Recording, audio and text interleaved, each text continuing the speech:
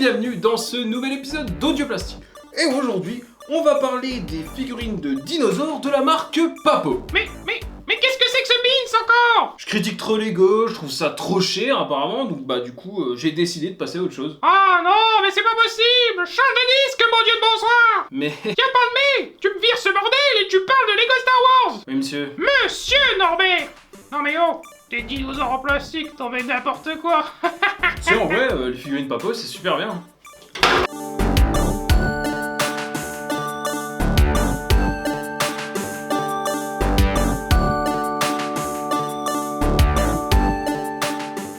Aujourd'hui, nous allons parler du 75 333, le chasseur Jedi d'Obi-Wan Kenobi. Ah bah c'est super ça! Enfin un set pour fêter les 20 ans d'anniversaire de l'attaque des clones!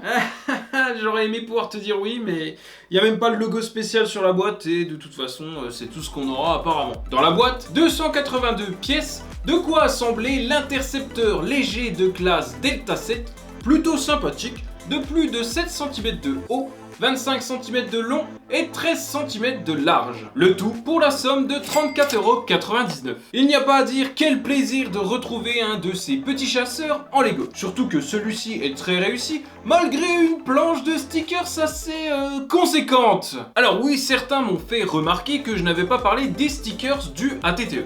Pour la simple et bonne raison que j'ai monté ce petit chasseur avant. Et autant vous dire que j'ai presque pris du plaisir à coller ceux du ATTE après m'être coltiné cette tâche ingrate sur le chasseur d'Obi-Wan. Pas moins de 15 stickers viennent recouvrir la quasi-intégralité du set. Mais ce qui rend cette planche de stickers encore plus agaçante, c'est de savoir que la version de 2002 en était dépourvue. Tout était tampographié. De 2002 ? C'est ça le progrès, j'imagine. On pourrait aussi lui reprocher le fait que le nez du vaisseau ne soit pas plus pointu. Mais il est possible que Lego ait fait exprès de le rendre plus trapu pour éviter d'éventuels accidents comme un œil crevé par exemple. Ou que ça finisse dans un autre orifice, si tu vois ce que je veux dire. Non. Dans le cul! C'est censé me faire mal, ça? Par contre, pour les énormes trous béants à l'intérieur de chaque aile, je n'ai trouvé absolument aucune excuse. Désolé, j'ai pas de blague non plus. Autre souci qui persiste sur les différents chasseurs Jedi type Delta 7, c'est la hauteur du cockpit. Comme une impression qu'il est surélevé. Un créateur du nom de Ron McFatey propose une version qui rectifie un peu ce problème, et ce qui est plutôt cool, c'est qu'il n'utilise que les pièces présentes dans le set. Je vous mettrai le lien dans la description. Mais revenons à nos moutons. Eh ben, j'étais inspiré pour le script. Niveau fonctionnalité, le cockpit peut s'ouvrir pour qu'Obi-Wan vienne s'y installer. J'avoue être un peu déçu du choix du retour de la verrière transparente plutôt que la version fumée que je trouvais plus jolie. Mais difficile de le reprocher à Lego étant donné que dans le film, elle est bien transparente. Ah, on reconnaît bien là les fans de Lego Star Wars. Toujours en train de chouiner, même si Lego fait bien son travail. Le sabre laser vous reste sur les bras? Eh bien, vous pouvez venir le glisser en dessous du chasseur. Ah, je vois que tu as pris note de mon conseil.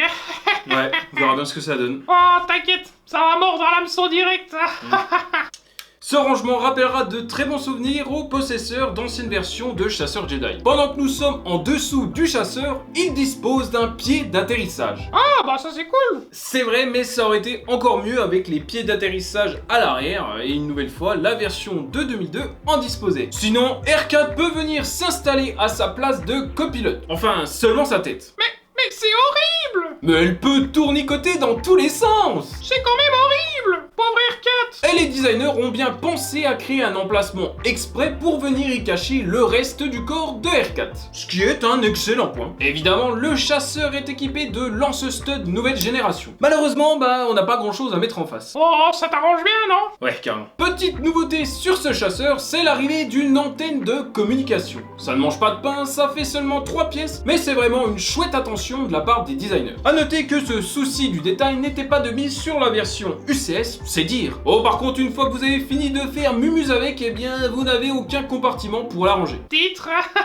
Pour ceux qui ne seraient pas encore convaincus par ce jouet, Lego dégaine sa carte gagnante, 3 jolies figurines. On commence par Obi-Wan Kenobi, une toute nouvelle version particulièrement réussie. La figurine dispose d'un visage portant un comlink de vol et une autre expression surprise qui elle peut être accompagnée d'une capuche comprise en 7. Fidèle collègue de boulot de Kenobi, R4P17. Une version elle aussi inédite à ce set. Le dôme est très convaincant et plutôt finement tampographié. Finement tampographié? Tu déconnes là? C'est quoi cette ligne même pas droite et dégoulinante là? Effectivement, c'est assez récurrent sur les têtes d'Astromécano. Lego semble avoir toujours autant de soucis pour tampographier correctement les pièces en forme de dôme. Mais on s'en fout, ce qui va vraiment nous intéresser, c'est de savoir si Lego a pris la peine de tampographier le dos de l'Astromécano. Non. Mais juste pourquoi? Cette topographie dans le dos est enfin apparue dans le 75330 et le 75339 sortis très récemment. Alors pourquoi revenir en arrière?